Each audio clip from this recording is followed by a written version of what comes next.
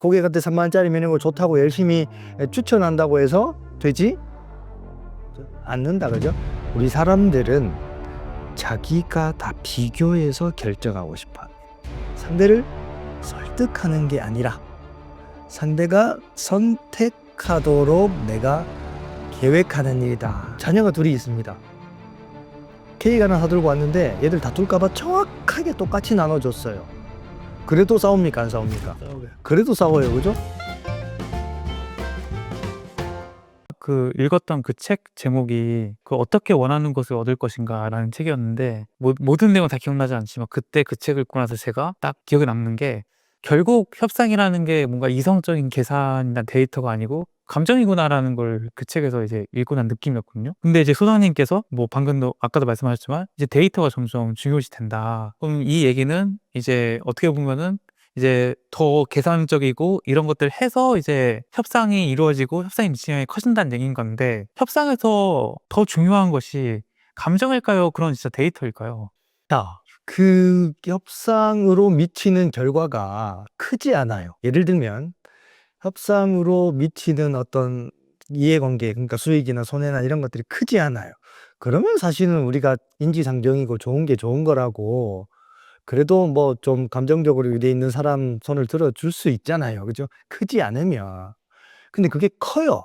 예를 들면 이 협상 결과에 따라서 우리의 손익이 엄청난 영향을 미칩니다. 그러면 대표님은 그래도 좀 친한 사람 얘기 들어줍니까? 정말 그 우리한테 이익이 되는 사람하고 협상합니까? 이익이 되는 사람은 하겠죠. 그죠? 그렇습니다. 그 협상으로 나타난 결과 사소하면 아는 사람 얘기 들어주고 뭐 그래도 좀 인상 좋은 사람 얘기 들어주고 내 말에 공감하는 사람 얘기 들어줄 수 있죠.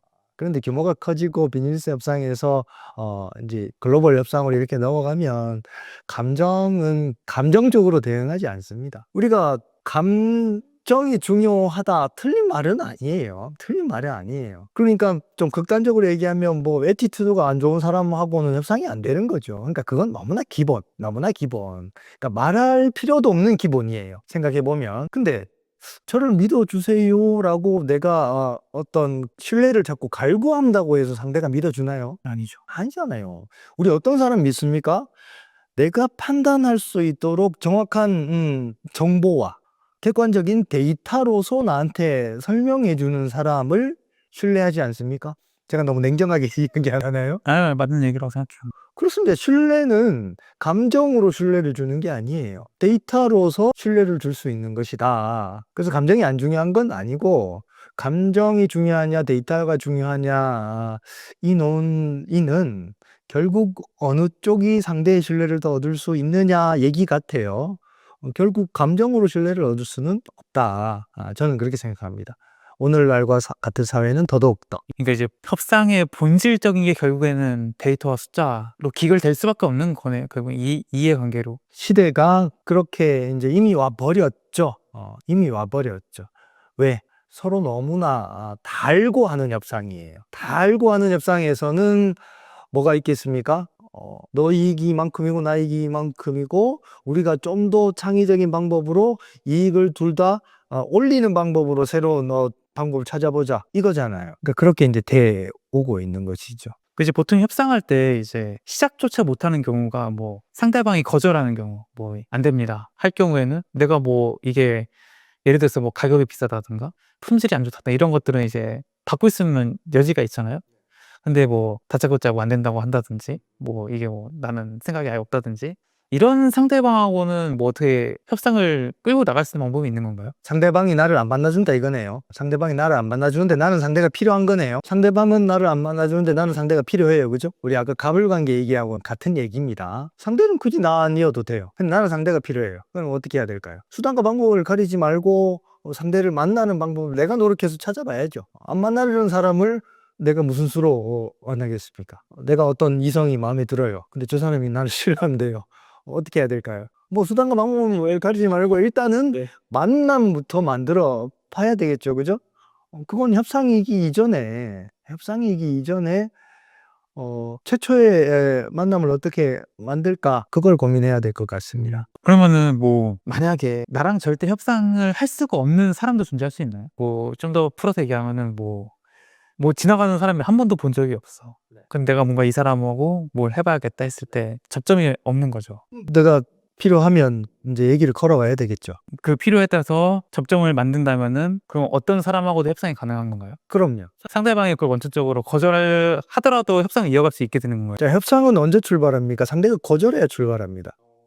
상대가 거절 안 하면 협상할 필요가 없죠. 내가 A라는 것을 요구했는데 상대가 좋아요 하는데 협상할 필요가 없잖아요. 그죠? 고객이 이게 저희 제품은 뭐 100만 원임이 되는데 고객이 합리적인 금액이네요 하면 협상할 필요가 없는 거예요. 그러니까 거절이 해야 협상이 출발입니다. 100만 원을 제안했는데 상대가 너무 비싸요. 그럼 어때요? 협상이 시작되는 거죠. 끝이 아니고. 거절을 해야 협상이 시작됩니다. 거절 안 하면 협상이 시작이 안 되죠. 그럼 이제 뭐 100만 원짜리 물건이었는데 상대방이 비싸다고 한다. 그럼 이제 그 다음은 어떻게 풀어나가야 되나요? 이제 많은 얘기가 좀 필요해요. 그러니까 비싸다라는 것은 상대가 가격이 100이라는 숫자가 비싸다는 의미라기보다도 자기의 필요 대비 높은 금액이다 이런 의미일 수도 있죠. 다른 제품 대비 비싸다는 의미일 수도 있죠. 또는 얼마인지 잘 모르겠는데 일단 좀 깎아보려는 속셈일 수도 있겠죠. 그러니까 여러 가지 이유들이 있을 수가 있어요. 상황에 따라서. 그러니까 비싸다라고 하는 거는 소위 말해서 협상의 결렬을 의미하는 건 아닙니다. 협상 출발을 이야기하는 거죠. 그러니까 이 사람이 협상을 좀 공격적으로 하는 사람이어서 깎아보려고 시작 지점에서는 비싸다고 좀 나오는구나. 그러면 나도 거기에 맞춰서 이렇게 대응을 해야 될 거고요. 자기의 필요에 의해서 이 정도 금액은 비싸다. 그러면 사실 만족감의 문제잖아요. 그러면 사실 우린 가격은 타 제품보다는 비싸지만 블라블라블라 이런 기능들이 있어서 실질적인 이득은 더 큽니다라는 것을 데이터로 사진으로 공신력 있는 자료로 그러니까 말로 하지 말고 데이터로 보여줘서 스스로 결정하도록 하는 것이 협상의 원리죠. 그 레스토랑 메뉴판에도 이 협상의 전략이 있다고. 뭐 어떤 내용인가요, 이건? 자, 협상의 핵심을 이제 말씀드리면 상대를 설득하는 게 아니라 상대가 선택하도록 내가 계획하는 일이다. 이제 우리 앞서서 좀 다뤄봤잖아요. 협상은요, 상대가 선택하도록 내가 계획하는 일이에요. 그래야 상대도 만족감을 갖고 그 이후에 관계도 좋아집니다. 당연하죠, 그죠? 자, 상대가 선택하도록 하기 위해서는요, 준비해야 될 게 있어요. 첫 번째 선택지예요. 당연합니다, 그죠? 선택을 하라고 해놓고 선택지를 하나만 줘요. 어때요? 상대 입장에서는 당황스럽죠. 설득당한다는 느낌이 있기 때문에 거부감, 저항감이 있습니다. 따라서 선택지를 잘 만들어야 돼. 어떤 레스토랑에 갔다고 생각을 해볼게요. 10,000원, 20,000원, 30,000원 세 가지 선택지가 있습니다. 어떤 거 시키시고 싶으세요? 물론 메뉴에 따라 다르겠지만 저는 싼 거 먹겠습니다. 10,000원 아니면 20,000원 먹겠죠, 그죠? 30,000원 먹는 사람 잘 없을 거예요. 근데 나는 30,000원짜리를 좀 많이 팔고 싶어요. 어떻게 해야 될까요? 고객한테 30,000원짜리 메뉴가 좋다고 열심히 추천한다고 해서 되지 않는다, 그죠? 고객은 비싼 거 먹으라고 하면 거부감이 됩니다. 이게 설득의 방법이에요. 선택지를 바꿔야 됩니다. 고민 끝에 1번 15,000원, 2번 30,000원, 3번 50,000원. 자, 메뉴 구성을 이렇게 했습니다. 대표님, 어떤 특별한 날에 후배에게 한턱 내려고 식당 갔어요. 15,000원, 30,000원, 50,000원 어떤 거 시키시고 싶습니까? 뭐 15,000원짜리는 너무 좀 이제 상대방이 좀 이제 어떻게 살지 모르니까 뭐 중간엔 3만 원을 선택하겠죠. 네. 50,000원짜리는 어때요? 약간 부담될 수 있겠죠? 이게 제가 세팅한 선택지 원리예요. 우리 사람들은 자기가 다 비교해서 결정하고 싶어. 그게 가장 안전한 선택이자 가장 만족감을 갖는 선택이라고 생각해요. 자기가 비교해서 결정을 해야 만족감이 가장 높아집니다. 심리학용어로 자기결정성 이론이라고 하는데 뭐 그렇게 어려운 내용은 아닙니다. 내가 스스로 비교했을 때 가장 만족감이 높아집니다. 따라서 자, 협상 기술 뭐라고 했습니까? 상대가 선택하도록 계획하는 기술. 첫 번째, A안을 선택받고 싶으면 내가 할 일은 뭐예요? A안을 강조해서 열심히 설명하면 상대는 어떻게 느껴요? 거부감을 느끼죠. 그러면 A안을 선택받고 싶습니다. 나는 뭐 해야 됩니까? 선택지를 만들어야 되죠? B안, C안을 만들어야 돼요. A안, B안, C안 만들어서 뭐 비즈니스 거래 상황이라고 생각해 보겠습니다. 제가 생각할 때는 A안은 요렇게 하고 B안은 요렇게 하고 C안은 요렇게 하는데 제가 생각할 때는 A안이 괜찮은 것 같은데 당신 생각은 어떤 게 좋으세요?라고 상대가 결정하도록 하는 거예요. 기회 협상의 원리입니다. 만약에 이런 경우도 있으시잖아요. 만약에 내가 A안을 의도하고 A안, B안, C안을 했는데 상대방이 오히려 B안을 선택하려고 하는 그럴 수 있죠. 이런 경우는 어떻게 되나요? 그걸 예측하고 선택지를 만들어야 되죠. 자, 설득은 뭐라고 했습니까? 결론 정해놓고 상대방을 관철시키는 거죠. 근데 내가 A안이 선택되었으면 좋겠다는 결론은 이미 정해져 있어요. 그래서 옆에는 그냥 그 부가적으로만 후색만 갖춘 꼴이 되는 거잖아요. 그죠? 근데 그거는 아무런 효과가 없습니다. A안이 선택될 수도 있고 B안이 선택될 수도 있고 C안이 선택될 수도 있어요. 근데 내 입장에서는 어떤 게 선택돼도 문제가 없습니다. 다만 나의 목적은 상대방하고 원만하게 타결해서 함께 하는 거잖아요. A안을 선택받는 게 나의 목적이 되면 안 된다는 거예요. 그러니까 이건 설득의 방식이 그대로 여전히 녹아 있는 겁니다. 이게 하루아침에 되지가 않아요. 내 입장에서 의도를 갖고 결론 정해놓고 A안 선택해라, A안 선택해라 이렇게 기도하고 있으면 안 된다는 얘기예요. A안이 선택돼도 그러니까 요 믹스, 그러니까 패키지를 잘 만들어야 된다는 겁니다. 반드시 내가 좋은 것만 다 취한다 안 되죠, 그죠? 상대는 어떨까요? 자기만 좋은 것만 다 취한다. 상대 그럴까요? 사람은 그러기 어려워요. 그 패키지를 만들면 내가 적어도 두 개를 내가 좋은 걸 선택했으면 하나는 어때요? 양보하고자 하는 마음이 있습니다, 사람들은. 그래서 요거를 서로 give and take 돼서 합의하는 게 협상의 원리예요. 아마 많은 분들이 협상하기 가장 어려운 상대로 뭐 유명한 협상 전략가 뭐 이런 사람들보다는 가족, 뭐 배우자가 될 수도 있고 자녀가 될 수도 있고 아마 말이 안 통한다고 생각하기 때문에 협상이 어려울 거라 생각이 드는데 이 가족들의 뭔가 행동이나 뭐 생각, 말 같은 것도 협상으로도 바꿀 수 있을까요? 그럼요.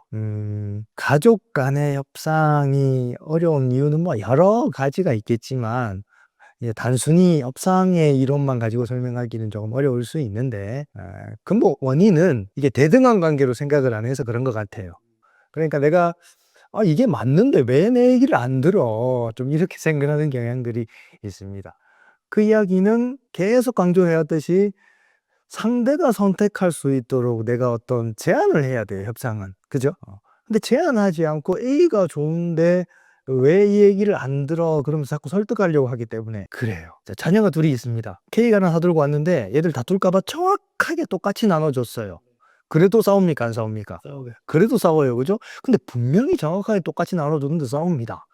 얘들 어떻게 중재합니까? 제가 아주 많은 사람한테 물어봤더니 둘 다 먹지 마로 해결하려는 경향이 있습니다. 네. 힘으로 자꾸 해결하려고 하는 거예요. 둘 다 먹지 마 그러면 애들하고 사이까지 안 좋아져요. 얘들 둘이 사이 안 좋죠. 괜히 나도 아빠도 사이까지 안 좋아집니다. 가장 안 좋은 방법이에요. 그래놓고 애들 탓을 하면 안 되죠. 그죠? 어떻게 하면 될까요? 스스로 선택할 수 있도록 선택지를 만들어주면 됩니다. 빵 자르는 칼을 형에게 주고 네가 마음에 들도록 정확하게 절반을 잘라봐. 형은 자기가 어떤 게 선택될지 모르니까 심사숙고해서 자를 거예요. 동생 보고 형이 똑같이 잘랐으니까 네가 마음에 드는 거 골라봐. 동생이 하나 고를 겁니다. 형은 자기가 잘랐죠. 동생은 자기가 골랐죠. 형 불만 있을까요? 없겠죠. 동생 불만 있을까요? 없겠죠. 왜 불만이 없어요? 자기가 스스로 결정했기 때문에. 아내도 마찬가지고 자녀도 마찬가지고 내가 결정해놓고 이거를 관철시키고 설득하려고 하니까 부딪히는 거예요. 다 같은 맥락입니다. 설령 그 케이크가 그 선택지를 주든 안 되든 똑같은 결정을 하더라도 그 과정이 달라졌을 때 그 사람들의 만족도는 너무나 다르다. 이 말씀이신 거죠? 그럼요. 결과는 거봐 내가 얘기한 대로 결론이 났잖아. 이게 아니란 말이에요. 이게 아니란 말이에요. 그 결론을 이끌어가는 주체가 나일 때 우리는 만족감이 높아진다. 그러니까 철저히 상대의 만족감을 좀 고려해 봐야 됩니다. 근데 우리는 안 그렇죠? 내 만족감을 고려하기에 급급하죠. 그러니까 협상을 잘하기 위해서는 상대의 입장을 철저히 좀 고려해 볼 필요가 있습니다. 이번에 쓰신 책 제목이 이제 협상 레볼루션이잖아요. 이제 레볼루션 하면 혁명인데 이 책은 좀 뭐 기존의 협상책과 좀 다른 건가요? 예, 제목을 좀 과감하게 좀 지었는데 처음에는 뭐 좀 이노베이션 정도로 좀 혁신 정도로 좀 지으려고 하다가 이거는 이노베이션 가지고는 약하다. 그러니까 홍보가 약한 게 아니고 내용 자체가 이노베이션은 좀 약하다. 왜냐하면 앞에서 월마트 사례 같은 거 말씀드렸잖아요. 야, 그거는 혁신이라고 말하기는 좀 어렵다, 그죠? 그러니까 사람 대 사람이 협상이 아니고 이건 완전 피지컬 AI까지 붙어버리면, 그죠? 지금은 PC하고 앱 프로그램하고 협상하는 거지만 그 피지컬 AI 붙여버리면 그냥 로봇과 로봇이 협상하는 겁니다. 그런 시대에도 머지않아 저는 온다고 보는데, 그렇게 봤을 때 이거는 이제 이노베이션 가지고는 좀 약하다. 그래서 이제 레볼루션을 했는데, 이 책에서는 제가 개발한 이제 A 블락 모델의 협상을 체계적으로 풀어가는 어떤 모델입니다. 그것에 더해서 그거를 우리가 학습하고 체득해서 협상을 해야 됩니다. 원래는. 그러려면 어때요? 시간이 많이 걸리죠. 이게 하루 1, 2년 하면 되는 일이 아니거든요. 그 기존에 갖고 있는 인식을 깨야 되고, 제가 말씀드렸지만 이 본성을 막 거슬러야 되고 막 이러기 때문에 굉장히 어렵습니다. 공부도 오래 해야 되고. 그러니까 에이프랑 모델이 정말 체계적이고 좋다 하더라도 그거를 내가 배우고 익혀서 하기에는 너무 만만치가 않아요. 그런데 그거를 AI 에이전트를 통해서 다 구현해낼 수가 있습니다. 그러면 두 가지죠. 내가 철학, 협상의 원리와 기술, 프로세스, 데이터 기반 협상 이런 걸 모르고는 AI가 무용지물이에요. 그러니까 자기가 아는 범위 내에서 AI를 활용하고, 물론 AI가 스스로 좀 아이디어를 주기도 하지만 큰 틀에서는 알고 있어야 AI를 쓰지 않습니까? 그죠? 근데 이거 모르고 AI만 있다고 해서 협상을 잘할 수 있는 건 결코 아니다, 이런 얘기입니다. AI가 있으면 앞으로 우리가 협상 잘 몰라도 되겠네 라고 생각하는 것은 잘못된 생각이다. 그래서 이 책은 A 블랑 모델 플러스 이거를 AI 에이전트에서 구현해낼 수 있는 것까지 여기 다 담았고요. 이 에이전트는 책 속에 QR코드로 다 넣어놨습니다. 그러니까 누구나 다 접속해서 이용하실 수 있습니다. 그래서 제가 좀 과감하게 레볼루션이라고 이름을 지어봤습니다. 이제 소장님하고 이제 뭐 짧은 시간 대화를 나눈 거지만, 오늘 얘기 딱 들으니까, 나도 협상은 좀 기가 막히게 잘하고 싶다. 그러면 진짜 막 똑같은 일을 해도 상대방한테 막 박수 받을 것 같고, 막 상대방 대만족할 것 같고, 막 그런 이제 삶의 변화가 상상이 되는데, 협상을 이제 저처럼 좀 잘해보고 싶다라는 분들이 지금 당장 좀 뭘 하면, 어떤 걸 해보면 좋을까요? 참 어려운 질문입니다. 그죠? 협상을 잘하려면 어떻게 될까? 많은 그 질문을 받는데요. 얼마 전에 그 박세리 선수가 뉴스에 나와서 이제 아나운서 앵커와 인터뷰하는 걸 본 적이 있습니다. 앵커가 이렇게 물어봐요. 박세리 선수께. 골프를 잘 치고 싶은데 어떻게 하면 됩니까? 이렇게 물어봐요. 그래서 박세리 선수가 싹 쳐다보더니 혹시 레슨 받으세요? 이렇게 물어봅니다. 그러니까 아나운서가 시간이 좀 부족해서 레슨을 못 받습니다. 이렇게 얘기해요. 레슨도 안 받으면서 어떻게 골프를 잘 치려고 생각합니까? 이렇게 얘기해요. 무슨 얘기냐? 협상을 잘 하려면요. 협상에 대해서 공부하고 연구하고 실습해보고 시행착오를 거쳐봐야 됩니다. 축구 잘하려면 어떻게 해야 될까요? 축구 룰에 대해서 공부하고 운동장에 가서 연습하고 세트피스 연습해보고 시행착오를 거쳐야 됩니다. 기타 잘 치려면 어떻게 해야 됩니까? 기타 치는 방법, 음악에 대해서 공부하고 연구하고 쳐보고 다양한 곡목들을 쳐보면서 시행착오를 거쳐봐야 됩니다. 똑같아요. 근데 우리는 협상에 대해서 공부하고 연구해 봅니까? 안 해본단 말이에요. 저마다 다 각자 하고 싶은 대로 그냥 합니다. 본성대로 합니다. 자기 욕심대로 합니다. 협상 잘할 수 있을까요? 결코 잘할 수 없어요. 자, 지금 협상을 잘하고 싶으면 이 협상 레볼루션 책부터 보시면 됩니다. 네. 끝으로 이제 구독자분들이 좀 해주고 싶은 말씀 있으신가요? 협상에 대해서 대단히 그 고정관념들이 많아요. 협상은 뭐 꼭 이겨야 되고 설득해야 되고 지면 안 되고 거의 뭐 싸움처럼 생각합니다. 사실 그게 아니죠. 협상은요, 상대방하고 같이 하고 싶은 거예요. 같이 하고 싶은데 뭔가 문제가 생긴 겁니다. 그러니까 문제만 잘 해결하면 같이 할 수 있습니다. 그죠? 그러니까 의도는 좋아요. 근데 자꾸 이기려고 하고 설득하려고 하면 안 되는 것이죠.